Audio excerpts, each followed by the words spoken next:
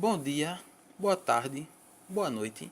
No seu turno que você está vendo esse vídeo, quem vos fala é João Luiz, aluno do curso de Rede de Computadores do IFPE Campus Palmares, primeiro período. E esse vídeo está sendo feito em parceria com o meu parceiro, né, minha dupla desse trabalho, Pedro Paulo. E a gente está aqui hoje para falar nesse vídeo um pouco sobre a história da evolução dos computadores. Inicialmente, numa época bem distante, antes de Cristo, um pastor de ovelhas teve a simples ideia de empilhar pedrinhas para calcular a quantidade de ovelhas que havia no rebanho que ele pastorava. Esse pastor, ele é registrado na história como o primeiro ser humano que calculou. Tanto é que não há uma data precisa para esse feito dele, não. Um pouco depois foi registrado que uma das maneiras usadas pelos seres humanos a realizar cálculos foi a partir de contagem com os dedos das mãos. Isso é comum a gente ver hoje em dia também, principalmente quando a gente está aprendendo os números.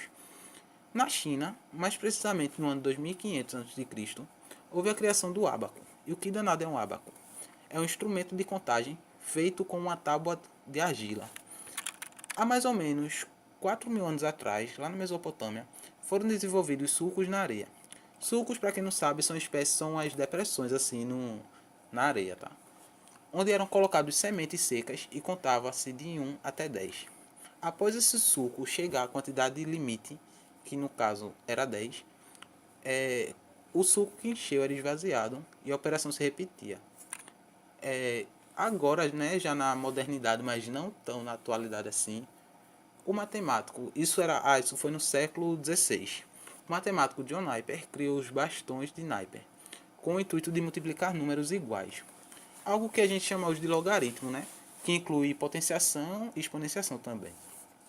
Isso facilitou bastante a realizar multiplicações enormes, como por exemplo, sei lá, 8 vezes 451. Bom, agora a gente indo para o século XVII, houve a criação da régua de cálculos, que é conhecida como o primeiro computador analógico. Já em 1642, o filósofo chamado Blaise Pascal inventou a máquina de Pascal, um instrumento mecânico e moderno, no caso moderno para a época, que era capaz de somar. O alemão Gottfried Leibniz, pode me corrigir se eu pronunciei errado aí, ele criou a primeira máquina que realizava as 4 operações matemáticas básicas, ou seja, adição, subtração, multiplicação e divisão. Agora, avançando um pouco na história, já no ano de 1802 por aí, um cara chamado Jacquard, ele criou os cartões perfurados.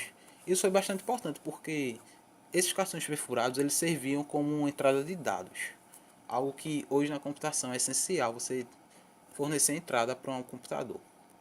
Aí, 20 anos depois, já no ano de 1822 no caso, outro carinha, esse carinha se chamava Charles Babbage, ou Babbage, não sei pronunciar também não, criou uma máquina que usava os cartões de Jacquard e calculava funções trigonométricas e os logaritmos de Napier. Lembra o carinha que inventou os logaritmos lá e tal?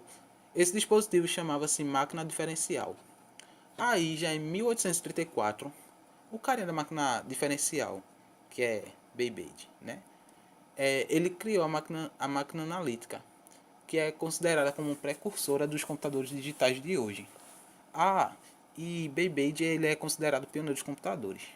Ele usava programação sequencial de operações, ou seja, hoje isso é muito utilizado nos sistemas operacionais. Lembrando que naquela época os computadores exerciam apenas uma tarefa por vez, ou seja, eles eram monotarefas. Ada Byron King foi a primeira programadora do mundo. Foi ela quem desenvolveu o primeiro software para máquina analítica.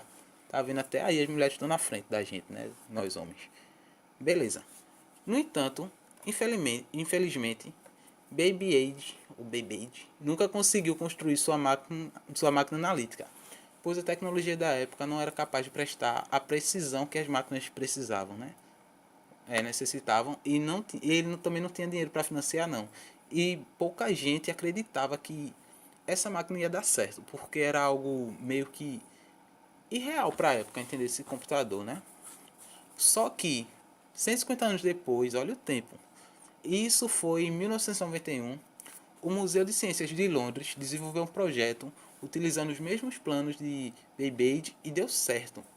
Voltando agora para o século XIX, né, de novo. Outro cara chamado George Boole, ele fundamentou a lógica matemática booleana. Isso é essencial, imprescindível para desenvolvimento de software e linguagem de programação aí em geral. Em 1890, Hermann Gellerith era um dos caras que impulsionou o trabalho de Aquar. Vocês lembram dos cartões perfurados que eu falei, sei lá, há 2 minutos atrás? Esses cartões eles serviam como dados de entrada para substituir o trabalho físico de vários operadores de máquinas. Isso ocasionou uma grande redução de tempo de processamento de dados. Sem falar que esse cara também ele fundou a IBM, que até hoje é uma das maiores empresas de informática que o planeta Terra tem. E vocês lembram de Babbage, que foi o carinha que inventou a máquina analítica, que também não conseguiu lançar e tal. Beleza, esse cara no século XX foi muito importante para um cara chamado Alan Turing. Porque esse Alan Turing, ele publicou um artigo que comprovou que as ideias desse Baby Age eram viáveis. Aí veio outro cara chamado John von Neumann, criou uns planos que profetizavam a principal função dos computadores atuais, que é o processamento lógico de informações, que hoje isso é essencial para uma máquina. Beleza, aí em 1940, Alan Turing, que foi o cara que publicou o artigo ajudando o outro que não conseguiu lançar, né? Alan Turing e sua equipe construiu o primeiro computador operacional. E esse computador foi construído apenas para decifrar mensagens alemães, que em 1940 foi a época da Segunda Guerra Mundial. E estava bem forte, sabe, essa questão de guerra, né? Beleza, aí foi a partir daí que os relés foram substituídos pelas válvulas. E assim veio a primeira geração de computadores. Essa substituição foi causada pela força que a eletrônica estava tomando. A eletrônica estava tomando espaço por causa daquela força da rádio, TV, que estava chegando a partir dessa época, né? Aí as válvulas tinham uns lances chatos, pô. Elas eram grandes, esquentavam bastante e consumiam muita eletricidade. O tamanho dos hardwares ocupavam muito espaço e eram mais aplicados em centros de pesquisas e militares. E utilizava apenas linguagem de máquina, outra coisa chata.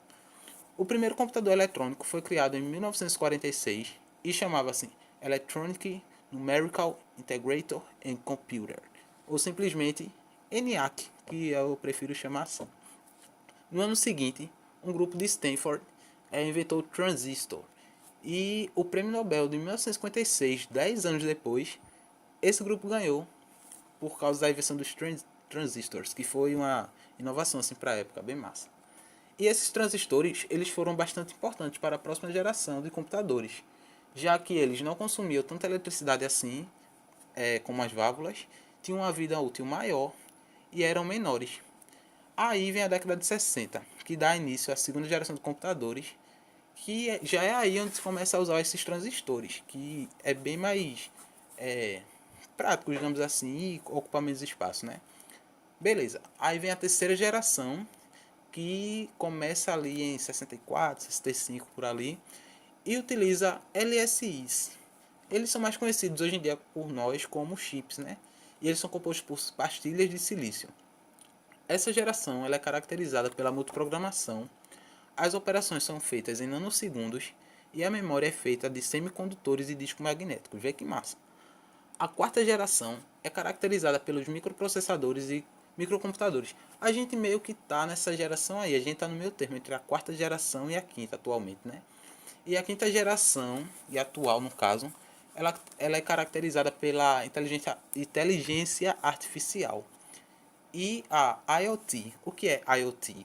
É Internet of Things, que é a internet das coisas. Assim, o que é a internet das coisas? É, é como se fosse todos os equipamentos domésticos que você tem, talvez até não domésticos, serem controlados também pela internet. Não controlados, né? Eles estejam inclusos na internet.